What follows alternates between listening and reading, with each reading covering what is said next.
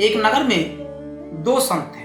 दोनों लोगों की भगवान प्राप्ति का तरीका अलग था। एक दिन भर माला जपते, मंत्रोच्चार करते, भगवान का भजन कीर्तन करते थे।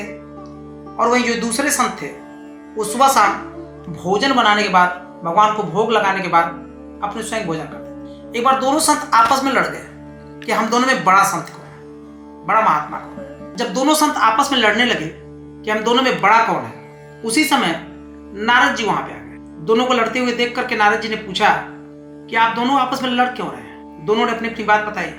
कहने लगे दोनों कि देखिए महाराज, हम लोगों में बहस इस बात की हो रही है कि हम दोनों लोगों में बड़ा संत कौन है। नारद जी कहे इसमें कौन सी बड़ी बात है, मैं कल फैसला कर दूंगा।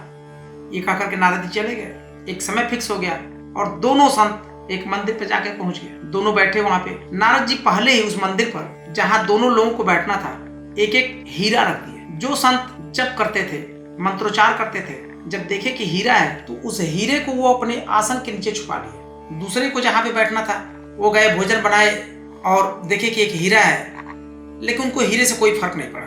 भोजन बनाने के बाद भगवान को भोग लगाए, भोग लगाने के बाद अपने भोजन किए। तत्पश्चात नारद जी वहां पे आ गए। दोनों ने जिज्ञासा पूर्वक कहा कि महाराज बताइए कि हम दोनों में कौन बड़ा संत है। नारद जी कहे दोनों लोग अपने अपनी जगह पे खड़े हो जाइए। दोनों लोग अपनी जगह पे खड़े हो गए। तो जो जाप करते थे दिन भर, भगवान का हरि कीर्तन करते थे, मंत्रोच्चार करते थे, जब वो खड़े हुए तो उनके आसन के नीचे हीरा था। और जो व्यक्ति भोजन बना करके भगवान को भोग लगाता था और उसके बाद भोजन को ग्रहण करता था, उसका हीरा वैसे ही जहां का तहां दूर पड़ा था। नारद जी ने कहा कि बड़ा संत वो है जो भोजन बना करके और भगवान को भोग लगाता है। आप दिन भर जप तो करते हैं, लेकिन आपके मन में भगवान के प्रति विश्वास नहीं है, आस्था नहीं है। अभी भी आपके अंदर लालच है, इसीलिए आपने हीरे को चुरा लिया। अगर आपको भगवान पर भरोसा होता तो आप कभी भी किसी भी सूरत में हीरे की चोरी नहीं करते।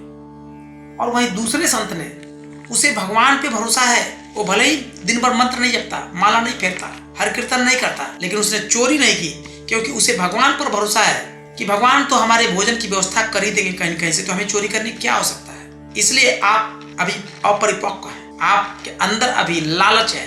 और जब तक किसी भी मनुष्य के अंदर लालच होगी, भगवान की सच्ची भक्ति नहीं हो सकती। जब तक आपका भगवान के ऊपर अटूट विश्वास नहीं होगा, तब तक भगवान आपको मिल नहीं सकते, भगवान आपकी मदद नहीं करेंगे। आज के लिए बस इतना ही, और जल्द ही मिलते हैं एक नए वीडियो के साथ। तब तक के लिए नमस्कार।